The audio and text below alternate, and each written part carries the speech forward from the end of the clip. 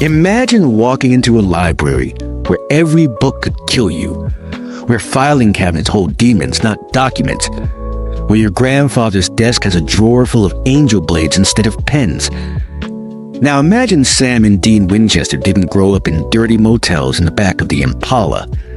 They grew up here, in power, in knowledge, in safety. This is what happens when Abaddon never wins, when the men of letters survive, when the Winchesters become royalty instead of refugees. In 1958, Abaddon slaughtered the men of letters. Every member died except Henry Winchester, who jumped to 2013 and died in his grandson's arms. But what if that night never happened? What if Abaddon failed? What if Henry Winchester lived to raise John? What if the Campbell hunting family and the men of letters joined forces? This changes everything. Not just for Sam and Dean, but for heaven, hell, and every creature that goes bump in the night. The Winchesters wouldn't be desperate hunters living paycheck to paycheck. They'd be supernatural royalty. They'd have libraries full of spells, weapons that could kill anything, and bunkers across the country. Think about it. Every time Sam and Dean barely survived because they didn't know something, fixed. Every time they made a deal with a demon out of desperation, never happens. Every apocalypse that almost ended the world stopped before it started. Today, we're rewriting Supernatural from the very beginning. Abaddon attacks the men of letters, but this time, they're ready. Henry Winchester doesn't run to the future. He fights. The men of letters have a weapon Abaddon doesn't expect. They've made a deal with the Campbell family. Hunters and scholars working together. Samuel Campbell arrives with his crew just as Abaddon strikes. While the men of letters use their spells and knowledge, the Campbells bring pure fighting skill. Abaddon is powerful, but she's outnumbered and outsmarted. Henry Winchester uses a special box, like the one that once held Cain. Abaddon gets trapped. Not killed, that requires the first blade, but locked away forever. The men of letters survive.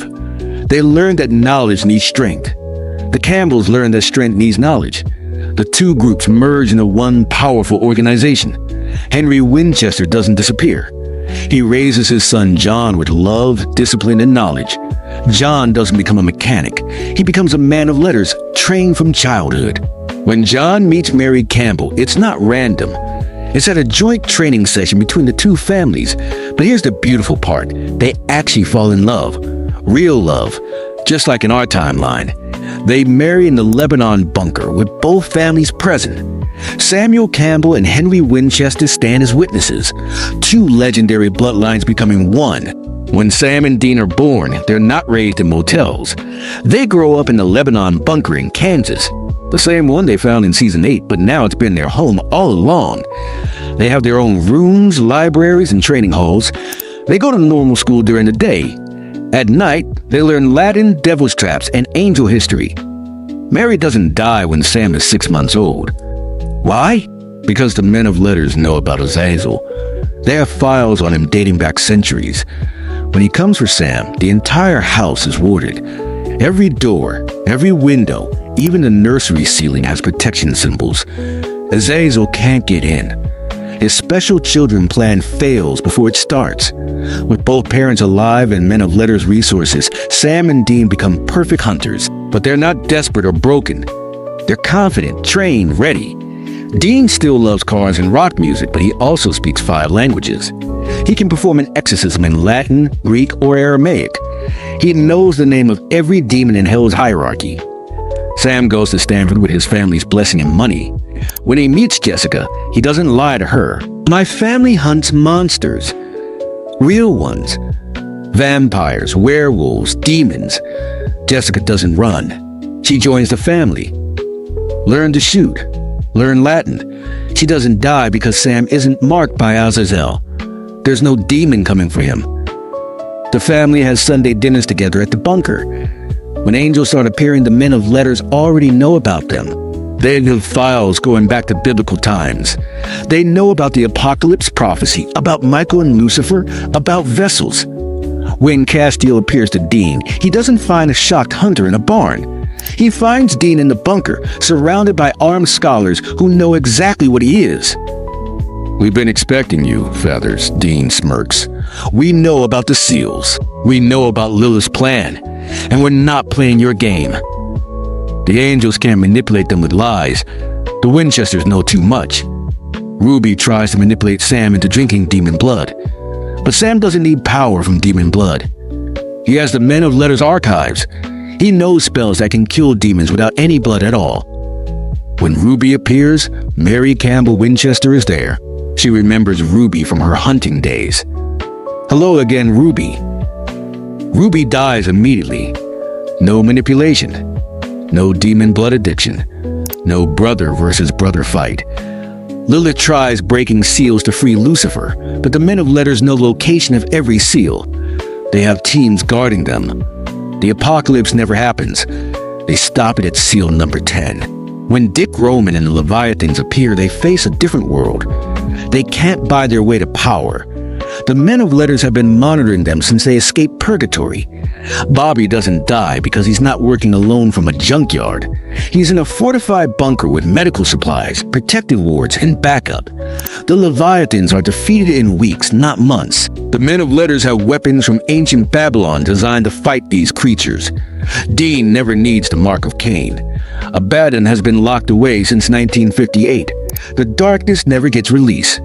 When the British Men of Letters come to America in Season 12, they don't find scattered hunters. They find the American Men of Letters stronger than ever, led by the Winchester Campbell dynasty. The British try one attack. They lose. They leave and never come back.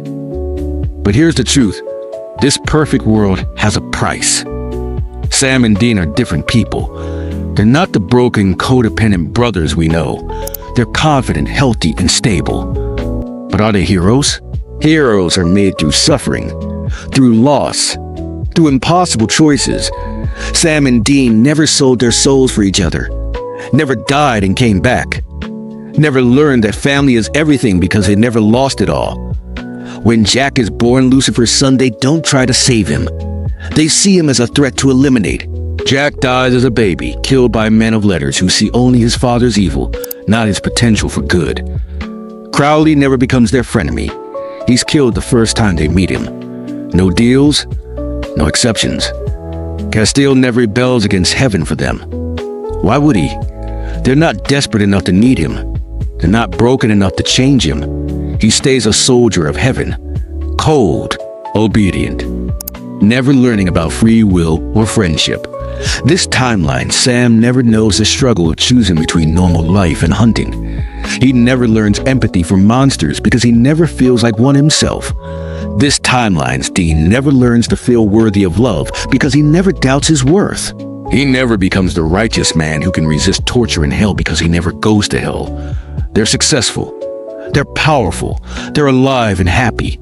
But they're not the heroes who saved the world through sheer will and brotherly love. They're generals in an army, not lone warriors fighting impossible odds.